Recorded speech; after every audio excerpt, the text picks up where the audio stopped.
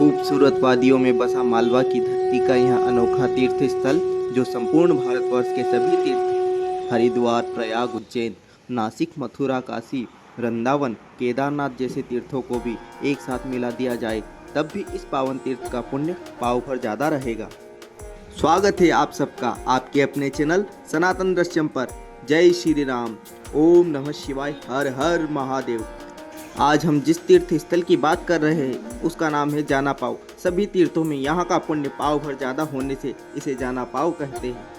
इस तीर्थ का इतिहास त्रेता युग से शुरू होता है, जहाँ ऋषि जमदग्नि और माता रेणुका का पावन पवित्र आश्रम था, जो कि भगवान विष्णु के छठे अवतार भगवान परशुराम जी के माता पिता थे। परशुराम जी का जन्म वैशाख शुक्ल तृतीया को हुआ था। इनका जन्म मध्य प्रदेश के इंदौर जिले की महू तहसील के अंतर्गत आने वाले क्षेत्र जानापाव में हुआ। यहाँ की एक और विशेषता यह है कि यहाँ एक पावन पवित्र जल कुंड भी है, जिसे ब्रह्म कुंड के नाम से जाना जाता है। इसी ब्रह्म कुंड से होती हुई नदियों का अद्भुत संगम है यह ब्रह्म कुंड। यहाँ से निकलने वाली नदियों की बात करें तो सर्वप्रथम नाम आता है मध्य प्रदेश के तीसरे चौथे नंबर पर आने वाली नदी चंबल नदी। जी हाँ, चंबल नदी का उद्गम स्थल जानापाव। इसी के साथ और भी कई नदियाँ एक साथ निकलती है। यहाँ से एक नदी नहीं, दो नहीं, टोटल 7.5 नदियाँ निकलती है, जिनके नाम कुछ इस प्रकार है: चंबल, गंभीर, अजनार, सुमरिया, बालम, चोरल, कारम, नेकेश्वरी, जिसे अर्ध नेकेश्वरी भी कहा जाता है। इनमें से कुछ यमुना नदी में मिलती है और कुछ नर्मदा नदी में मिलती है। अब हम आ पहुँचे हैं प्रसिद्ध क्षेत्र जानापाव में। जानापाव, जिसे जानापाव कुट्टी के नाम से भी जाना जाता है, समुद्र तल से 881 मीटर की ऊंचाई पर स्थित एक पर्वत है। यह इंदौर मुंबई राजमार्ग पर स्थित एक प्रसिद्ध तीर्थ पर्यटन स्थल है। सबसे पहले आप दर्शन कीजिए यहाँ पर स्थित परम पावन शिवलिंग के, जिन्हें जनकेश्वर महादेव के नाम से पुकारा जाता है। यह वही प्राचीन शिवलिंग है जिसकी पूजा भगवान परशुराम प्रतिदिन किया करते थे। यह संपूर्ण तीर्थ सिद्ध क्षेत्र है।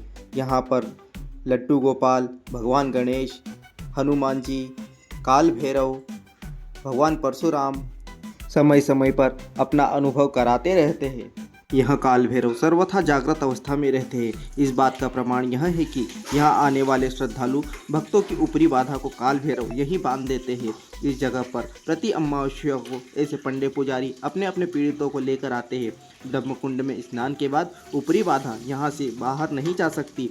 ऊपरी बाधा के निवारण के लिए 5 अमावस्या स्नान से पूरी तरह निरोगी हो जाते हैं। वैसे तो परशुराम जी का उल्लेख रामायण, महाभारत, भागवत पुराण और कल्कि पुराण जैसे ग्रंथों में भी मिलता है एवं परशुराम जी को समर्पित मंदिर पूरे भारतवर्ष में मिल जाएंगे, लेकिन परशुराम जी की जन्मस्थली कहलाने वाले जानापाव का कोई मुकाबला नहीं। त्रेता युग में परशुराम जी ने तीर चलाकर गुजरात से लेकर केरला तक समुद्र को पीछे धकेलकर नई भूमि का निर्माण किया था। वहीं दूसरी ओर क्रूर और अत्याचारी क्षत्रियों को पूरे 21 बार पृथ्वी से समाप्त कर दिया था। अंत में परशुराम जी के गुरु भगवान शिव जी के कहने पर ही क्षत्रियों को सुरक्षित छोड़ दिया था। 21 बार क्षत्रियों को पृथ्वी से मिटा देने के कारण भगवान परशुराम जी का संपूर्ण शरीर रक्त से लाल और अशुद्ध हो गया था।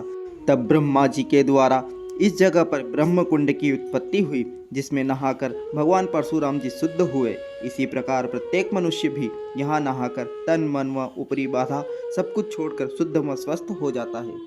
परशुराम जी के रहस्यमय जीवन से हमें धर्म, निष्ठा और शक्ति के साथ मर्यादा का पालन करने की प्रेरणा भी मिलती है। उनका जीवन सिखाता है कि अन्याय के खिलाफ लड़ाई लड़ने के लिए शक्ति और संयम दोनों का संतुलन आवश्यक है। परशुराम जी को भगवान शिव ने एक दिव्य फरसा प्रदान किया था। यह फरसा उनकी शक्ति और पराक्रम का प्रतीक है। यह माना जाता है कि उनके पास ऐसी शक्तियाँ थी कि वे किसी भी युद्ध को जीत सकते थे। महाभारत के अनुसार परशुराम जी ने कई वीर योद्धाओं को शिक्षा दी, जिसमें प्रमुख गंगापुत्र भीष्म, गुरु द्रोण और महारथी कर्ण उनके शिष्य रहे हैं। वैसे तो परशुराम जी को शांत और तपस्वी के रूप में जाना जाता है, लेकिन उनके क्रोध की कहानियाँ ही प्रसिद्ध है। उनके क्रोध के कारण कई क्षत्रिय कुलों का नाश हो गया। भगवान परशुराम चिरंजीवी है और वर्तमान समय में भी जीवित है। यह कलयुग के अंत में भगवान विष्णु के अगले अवतार कल्कि को दिव्य ज्ञान प्रदान करेंगे। हे वंश के राजा कार्तिवीर्य अर्जुन ने परशुराम जी के पिता जमदग्नि का अपमान किया और उनकी गोमाता कामधेनु को बलपूर्वक ले जाने का प्रयास किया। इस घटना के बाद परशुराम जी ने राजा कार्तिवीर्य अर्जुन को युद्ध में हराया और उसका संहार कर डाला। परशुराम जी ने भीष्म को अपने शिष्य के रूप में अस्त्र शस्त्र की शिक्षा दी। बाद में अम्बा नामक राजकुमारी के विवाद को लेकर परशुराम जी और भीष्म के बीच युद्ध हुआ। यह युद्ध कई दिनों तक चला, लेकिन इसका कोई भी निर्णायक परिणाम नहीं निकला। एक बार जब परशुराम जी ने भगवान शंकर से मिलने का प्रयास किया तो गणेश जी ने उन्हें रोका। इस दौरान परशुराम जी ने अपने परशु से उन पर वार किया, जिससे गणेश जी का एक दांत टूट गया। यही कारण है कि गणेश जी को एक दंत भी कहा जाता है। वहीं दूसरी ओर परशुराम जी और रावण का एक वैचारिक टकराव भी हुआ था। हालांकि यह युद्ध में परिवर्तित नहीं हुआ, लेकिन यह घटना उनके बल और बुद्धिमत्ता का परिचय देती है। परशुराम जी के जीवन में यह प्रमुख युद्ध उनके साहस, न्याय और धर्म की स्थापना के प्रतीक है।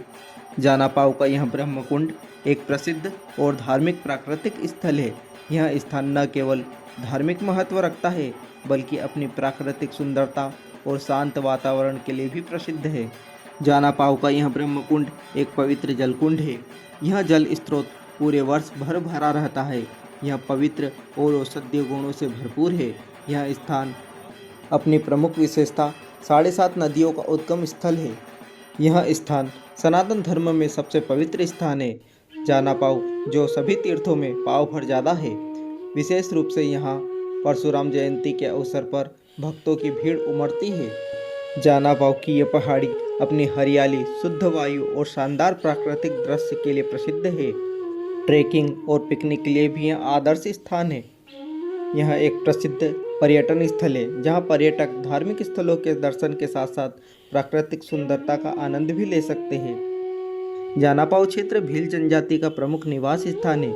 यहाँ उनकी संस्कृति, जीवन शैली और परंपराओं को देखा जा सकता है। यहाँ का स्थानीय मेले का आयोजन जनजातीय संस्कृति और लोक कला को प्रदर्शित करता है।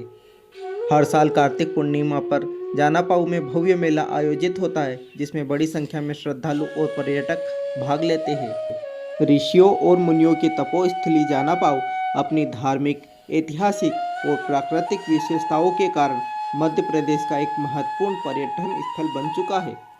शस्त्र और शास्त्र जिनकी पहचान है, श्री विष्णु रूप का वही छठा अवतार है। जय श्री परशुराम। भगवान परशुराम के जन्म स्थल से जुड़ी जानकारी यदि आपको थोड़ी बहुत भी अच्छी लगी हो तो चैनल को सब्सक्राइब अवश्य करें। सनातन धर्म के प्रचार प्रसार के लिए वीडियो को अधिक से अधिक शेयर करें।